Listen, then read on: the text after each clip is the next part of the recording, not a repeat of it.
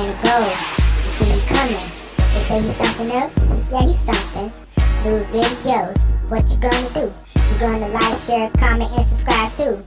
Man of gold, y'all. Man of gold, y'all. Man of gold, y'all. Come and have a ball. Man of gold, y'all. Man of gold, y'all. Come and settle down with the man of gold and have a ball.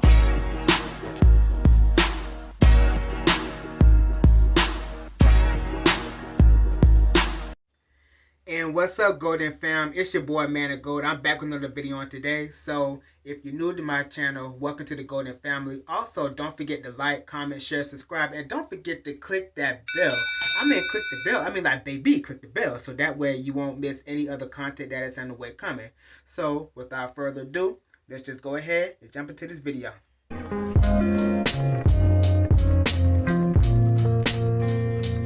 Okay, y'all, so the topic of today's video is going to be a story time about my experience with having toxic friends. So, it was like a really cool girl at the time who I was going to school with, and she just turned out to be nothing but toxic. So I'm gonna just go ahead and get into the story. So we're gonna name this girl, we're gonna name her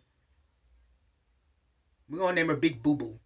Okay, so we're gonna date this story back to 2009 when I first started my freshman year in high school. That was when I met Big Boo Boo and her younger sister. And we're gonna call her younger sister Kelly. Okay, so me, Big Boo Boo, and Kelly used to ride on the bus going to school, and that was how we all became friends. And then after a while, they graduated, and after a while, I graduated in 2013. And then back in either 2014 or 2015, that was when I got back in contact with Big Boo Boo. And she came back home from Job Corps, and we just got back, in touch with talking and this and that. And then when she found out back in I think it was 2014, that I had a car, that was when she really started calling me like all the time. She started calling me like every day to take her someplace. Really wasn't paying me nothing anyway. So I was still taking her places. It's like when you help people out one time and they find out that you have a car, they're going to start calling you for everything. They're going to start calling you all the time. It was times to where I just wanted to do nothing but just sit at home and just chill and just watch TV and get some rest, because I was going to cosmetology school. I was going to Florence Darlington Tech. So she started calling me like every day. So I'm like, okay. So I started pretty much hanging with her every day. And then one day I invited her to church, and excuse me. So we had a good time and everything, just like always. We had a good time in church. We praised the Lord. We sung.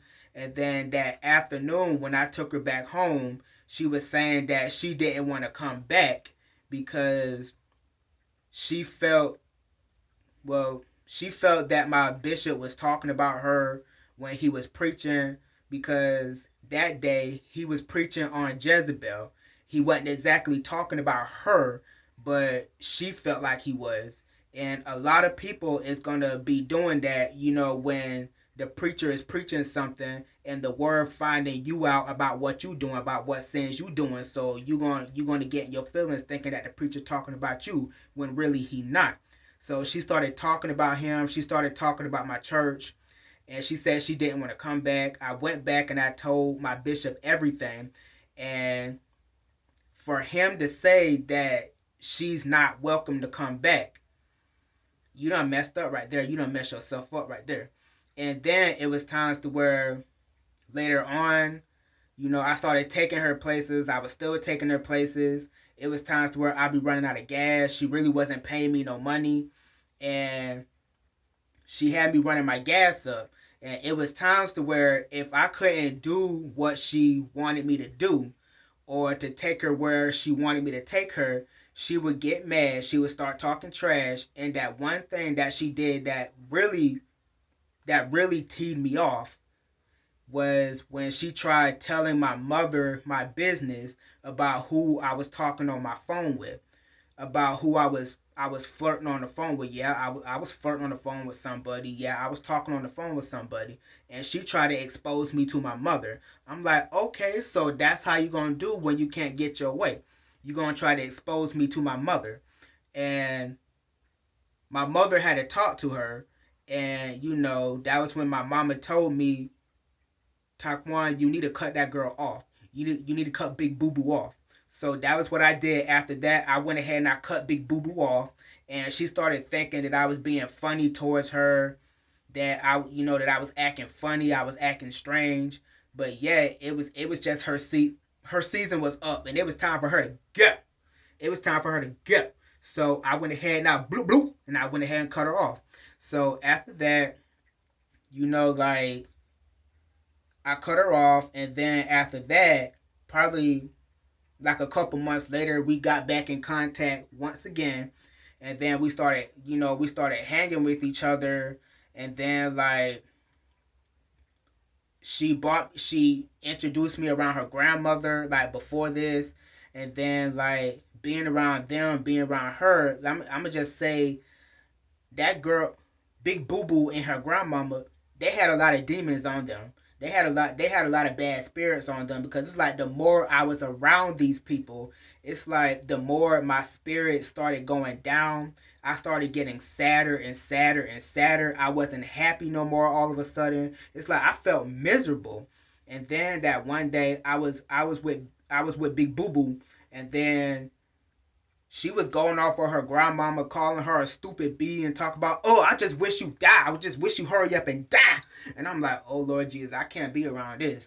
And it's like my spirit just started getting so miserable. I started getting so sad. And I'm like, Lord, I can't do this. So it's like after that, after a while, we was in contact for a while, up until the time when I got my first job at McDonald's. So she was trying to say that when I first got my job at McDonald's, we was gonna start going out to eat like every day. And I'm saying to myself, nigga, please, I'm not spending no money on you every day. I got bills. Sure, I ain't trying to do that. So excuse me. So after that, we ended up falling out of contact a little bit, I think. No, no, no, no. We were still in contact the whole time, the 2 years when I was at McDonald's. My first van broke down. Then I got me another car. Thank God for my little white Chevy that I had. That was like one of the best cars I've ever had. So we were still in contact. We were still talking to each other and stuff like that. It was times to where she tried calling me on my job because she wanted to talk, and I couldn't talk to her. So we was in contact for a while, and then after that, when she found out that I started my own transportation business, that was when excuse me, that she wanted to start calling me for everything. Like she started calling me to take her places, knowing that I have a business now. So she started calling me to take her places, and the main thing was, Big Boo Boo would never pay me. She would never pay me, and she know I got a business. So I'm like, okay, this is my income. This is how I get my job. And then like I even got let go from my first job, my other job, because Big Boo Boo and her grandmama was always calling me, and they would always have me to be late, because as soon as they call me, they tell me everywhere they gotta go, and then after that, when they get in the car, they start telling me about 3, 4 extra places that they want to go, trying to hold me up. And when I try to close down, they be trying to get mad at me because I can't take them where they want to go. And I'm like, listen, I gotta go to my other job. I ain't got time to be dealing with this. I gotta drop you off. So it was times to where they was trying to, like they would get mad when I can't do what they want me to do. And then the grandmama was paying me good, and then Big Boo Boo really wasn't paying me, because I've been taking her everywhere for like free. And then it was times to where I done sat outside her house and waited on her for about 20 minutes, 30 minutes. I done sat and waited on her for an hour to get ready to go to work, and she just wasn't paying me. And then if I can't pick her up when she want me to, then it be times to where she would try talking trash to me, talking about, if you can't pick me up, then I don't mind paying the cab. I don't mind paying another cab. And I'm like, well, nigga, you don't pay me anyway. So you talking about paying a cab? Yeah, you better pay that cab because it's like, how is it you ain't got a problem paying them, but yet you don't pay me, and I do the same job they do? Where they do that at? So after a while, she told me that she know how to clean houses, and this is my biggest regret that I have right here. This is my biggest regret. I let Big Boo Boo come to my house because she said she knew how to clean houses. So she came early one day to get ready to clean the house. And it's like when she was cleaning up the house, pretty much she really just didn't clean anything. All she did was just throw a bunch of stuff away. And she was just moving stuff around that I didn't want her to move. And then at least, the house got straightened up some. Yeah, the house did get straightened up, but she threw away all my stuff. She threw away all my dishes, my plates, my glasses, my pots, my pans, my crock pots, my cooking ware. She threw everything away. She threw away my brother's clothes, $100 worth of shirts that he had made from the mall. She threw away pictures of my family, my dad, my brother, my nieces. And then when she got finished cleaning up the house, I kept asking the Lord, I'm looking for my mama Bible. Where's my mama Bible? And I kept asking the Lord, please tell me where is my mama's Bible? And the Lord told me, check them trash bags on your porch. I went back out in them trash bags and I checked them trash bags. And how about when I checked those trash bags, my mama Bible was in the trash. Big Boo Boo actually threw my mama Bible in the trash. How exactly is it that you throw the word of God in the trash? Where they do that at? I know sinners, they got better sense than that. They're not gonna go messing with the Bible, throwing the Bible in the trash. She straight up threw the Bible in the trash. She threw my brother clothes in the trash. She threw away stuff that I still wanted, threw away his things, trying to throw away my things, threw away things that I wanted. So it's like, I'm like, Lord, this girl ain't got no sense. Why would you throw a Bible in the trash? Who does that? Probably someone stupid. No, someone that got a demon running their life. That's what's up.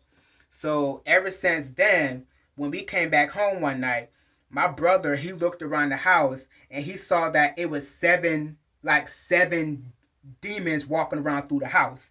He saw them. I didn't see them, but I felt something there.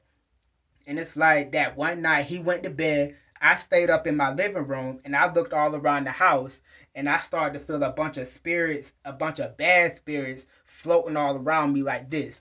And then it's like I started to see them, but I saw them in a different way. It was like a bunch of blobby masses just floating around the house, just floating, and they was all floating around me. So I went to bed one night, and then one night those seven demons met me in my room. So I was asleep, and then all of a sudden I started hearing a bunch of voices talking to me at one time.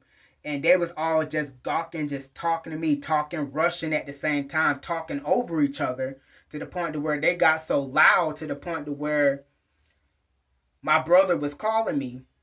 He was trying to get my attention on something and I couldn't hear him. So the demons blocked out his voice to where I couldn't even hear him at all. And he was trying to get my attention. They was talking all at one time, and then all of a sudden I yelled out at them, and then all of a sudden they went away. I woke up and I heard my brother actually getting mad, talking junk, going back in his room, thinking I yelled at him. I'm asking him, what just happened? What's going on? So I went to his room and I asked him, why are you getting mad for? What just happened?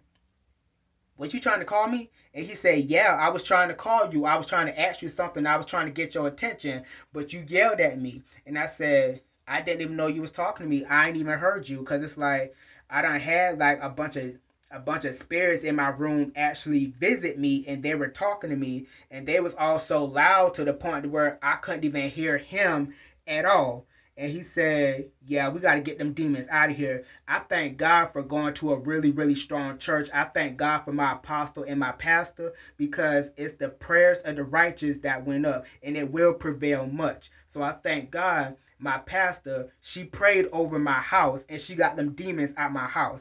Thank God for good, strong leaders. And after that, Big Boo Boo, she got real mad at my brother. Like, she actually called my brother the devil. She called my brother the devil. And I'm like, where you do that at? Like, why you doing that? My brother ain't did nothing to you. She called my brother the devil. My brother is a saved deacon. We go to the same church. And she gonna call him a demon. And then she gonna try getting mad at him, talking about when she came to the house that early that morning, he came up in the living room to see who it was. Cause he was just getting out of bed just to go to the bathroom, and he saw someone was sitting in the living room, so he came up in the living room to see who it was. So she was saying that he was just being nosy, and she was saying that he need to watch who he talking to. He need to watch how he be talking to people because I'm not the one. And I'm like, okay, so you talking like you gonna do something to him or something like that. So I went back. Yeah, I went back and I told him. So it's like after that, I just went ahead and I just cut Big Boo Boo off. And it was times to where she was still trying to call me. It was times to where she saw me at my old job at Walmart, and I had to pick her up. And then it's like one thing about her, when I be around her, it's like all that doggone cussing that she be doing. She got a really bad mouth. She got a mouth just about how I was when I was out there in the world before I gave my life to God. I used to cuss like a sailor. And it's like she was just cussing, all that cussing she be doing. And it's like, okay, I'm starting to get a feeling, okay, it's time to cut you off once again. So it's like every time I be around that girl, it's like that girl used to anger my spirit every time I saw her. I'm like, I didn't cuss. Just to let y'all know that I did not cuss. So it's like every time I saw this girl, she would anger my spirit. I mean, like, I don't want to see her. Like she used to make me mad every time I saw her. Every time she tried to sit and talk and this and that, I be thinking to myself, Lord, please get this girl away from me. Please get her out my face. Please shut her up. Please do something. Get her away from me because I don't want her around me. So it's like it just got to that point to where she still was calling, and then I just never pick up her calls. I stopped answering her calls. I stopped answering her text messages. I stopped replying back to her. And then earlier, sometime in the middle of last year, that was when my phone got cut off and it was off for some months. And my phone number went ahead and got changed because my phone was off for so long. So thank God she ain't got my new number. I never gave it to her. She was one of my suggestions on Facebook to follow her back. Man, I don't follow her on any social media. I don't have her number no more. She ain't got my number. My number done changed. And it seemed like ever since I cut her off, it's like my life has just been a whole lot better. My life has been a whole lot better. Even it was no this. I think this was most of it was before I gave my life to God. And then after I gave my life to God, I was like, I can't be around this girl. I don't want to be around her because it's like she got way too many demons on the inside of her. And it's like she I don't know, like when we were younger, she gave herself a bad reputation. You know, I'm not gonna tell too much of her business. So it's just I'm gonna just say like this. She gave herself a bad reputation to where she be acting shocked if a man talk to her and she feel they trying to holler at her, but yet they don't be trying to do that. But yet she opened up that reputation for herself. So I'm just saying, you can't be acting surprised if men do try to holler at you, but yet you the one that opened up that reputation for yourself when we was younger. You the one did that to yourself. Not me, not anybody else. That's why you can't be acting surprised. But if you do try to change yourself, if you do try to live better for your life, then hey, they ain't gonna be doing it no more. And also, I'm going to just put it like this. I'm going to tell y'all this. Be careful who y'all invite in your space. Be careful who you invite in your house. Because everybody got a spirit on them. Everybody either got a good spirit or a bad spirit. That's why now I barely don't let anybody come in my house. If you come up in my house and you start cussing or being negative, and I feel that your spirit ain't good, because it's like a lot of times if people come up to my house, I can pick up their spirit. I can just look them in their eyes, or I can look them up and down like that. And excuse me, and I can tell if their spirit is either good or bad. If you got a negative spirit on you, I'ma just straight up tell you, look, listen, that's all right. I'm gonna need you to go to your car, back up my yard, leave, and don't come back until you get yourself right, because I'm not letting any bad spirits up in my house. I done went through that, and I don't want to go through that no more. So I just tell everybody, please be careful who you invite in your space. Just be careful. That's all I'm gonna tell you. Cause everybody's spirits ain't good. Everybody ain't got no good spirit. Everybody ain't gonna have good vibes. They're not gonna have all that. So just be careful who you let come up in your space. And I'm saying this from the bottom of my heart to everybody who got friends, family. Hey, family too. Your spirit ain't good. I'm sorry. You ain't getting up on my property. So just be careful who you let in your space. Be careful who you call your friends, because everybody who say that your friend is not really your friend. Okay? If you really is my friend, you would be more positive. You would have more positivity in your life. You would talk more about God.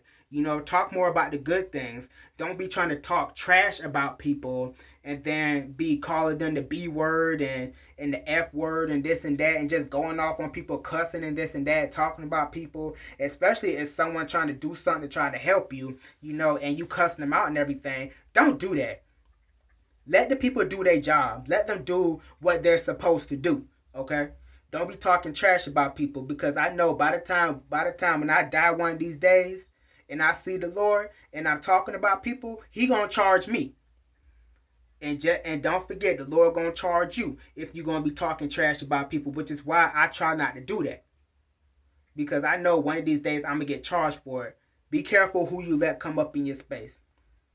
I'm gonna go ahead and I'm gonna leave it right there, and I'm gonna cut it off right there. That's the story right there about cutting off a toxic friend that I had. If you like that story, leave a comment on what your experience was with toxic friendships. Leave a comment. Also, don't forget to like, share, and subscribe. And I'm gonna go ahead and I'm gonna cut this off right here, and I'm gonna see y'all in the next video. All right, peace and love to y'all, and stay blessed.